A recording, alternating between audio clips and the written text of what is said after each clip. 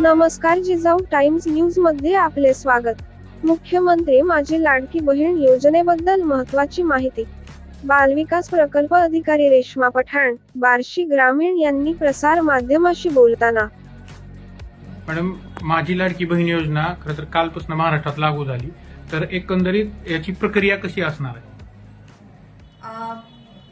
मुख्यमंत्री माझी लाडकी बहीण योजना 28 जून 2024 पासून महाराष्ट्र राज्यामध्ये लागू झालेली आहे।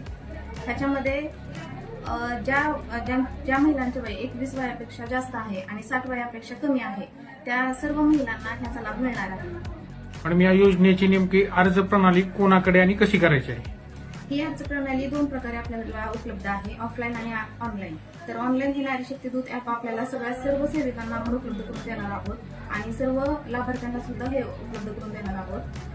आपण ज्या पात्र महिला आहेत ज्यांच्याकडे सर्व कागदपत्र उपलब्ध आहेत त्यांनी सेविकांकडे जाऊन ह्या सर्व कागदपत्र सादर करून त्यांच्याकडून ऑनलाईन अर्ज भरून त्याची पोहोच घ्यावी। म्हणजे अंगणवाडी सेविकांकडे हे मिळणार आहे का?